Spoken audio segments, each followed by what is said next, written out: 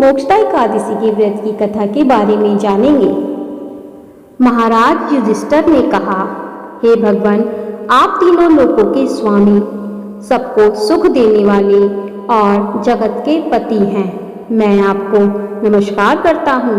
हे देव, आप सबके हितैषी हैं, अतः मेरे संशय को दूर कर मुझे बताइएगी कि मार्गशीर्ष एकादशी का क्या नाम है, उस दिन कौन से देवता का पूजन किया जाता है और उसकी क्या विधि है, कृपया मुझे बताएं। भक्त वत्सल भगवान श्री कृष्ण कहने लगे कि धर्मराज, तुमने बड़ा ही उत्तम प्रश्न किया है। इसके सुनने से तुम्हारा यश संसार में फैलेगा। मार्गशीर्ष शुक्ल एकादशी अनेक पापों को नष्ट करने वाली है। इसका नाम मोक्षदा एकादशी है। इस दिन दामोदर भगवान की धूप, दीप, नैवेद्य आदि से भक्ति पूर्वक पूजा करनी चाहिए। अब इस विषय में एक पुराणों की कथा कहता हूँ। गोकुल नाम के नगर में बैखासक नामक राजा राज्य करता था।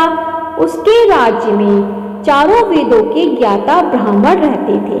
वह राजा अपनी प्रजा का पुत्रवत पालन भी करता था। एक बार रात्रि में राजा ने एक स्वप्न देखा कि उसके पिता नरक में हैं। उसे बड़ा आश्चर्य हुआ। प्रातः वह विद्वान ब्राह्मणों के पास गया और अपना स्वप्न सुनाया। कहा, मैंने अपने पिता को नरक में कष्ट उठाते देखा है।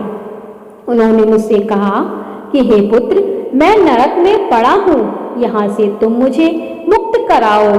जब से मैंने ये वचन सुने हैं, तब से मैं बहुत ही बेचैन हूँ। चित्त में बड़ी अशांति सी हो रही है।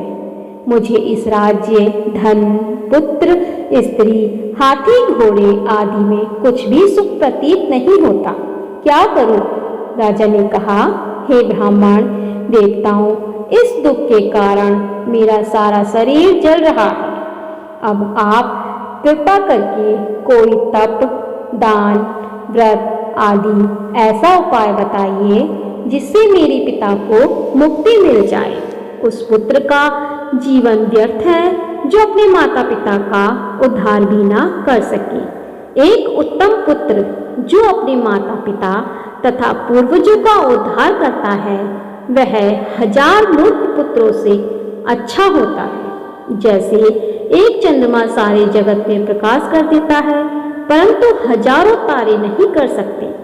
ब्राह्मणों ने कहा, हे राजन, यहाँ पास ही भूत, भविष्य, वर्तमान के ज्ञाता पर्वत ऋषि का आश्रम है।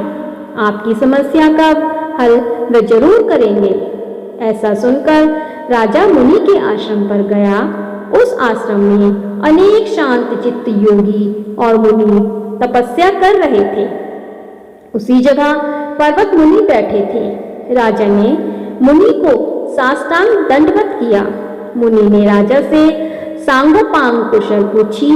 राजा ने कहा कि हे महाराज, आपकी कृपा से मेरे राज्य में सब कुशल है, लेकिन अकस्मात मेरे चित्त में अत्यंत अशांति होने लगी है। ऐसा सुनकर पर्वत मुनि ने आंखें बंद की और भूत विचारने लगे।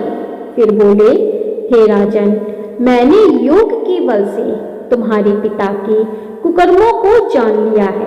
उन्होंने पूर्व जन्म में कामातुर होकर एक पत्नी को रति दी, किंतु सौत के कहने पर दूसरी पत्नी को ऋतुदान मांगने पर भी नहीं दिया। उसी पाप कर्म के कारण तुम्हारे पिता को नरक में जाना पड़ा। तब राजा ने कहा, इसका कोई उपाय बताइए। मुनि बोले, हे राजन, आप मार्गशीर्ष एकादशी का उपवास करें और उस उपवास के पूर्ण को अपने पिता को संकल्प कर दें। इसके प्रभाव से आपके पिता की अवश्य ही नरक से मुक्ति होगी। मुनि के ये वचन सुनकर राजा महल में आया और मुनि के कहने के अनुसार कुटुंब सहित मोक्षदा एकादशी का व्रत किया। इसके उपवास का पुण्य उसने अपने पिता को अर्पण किया।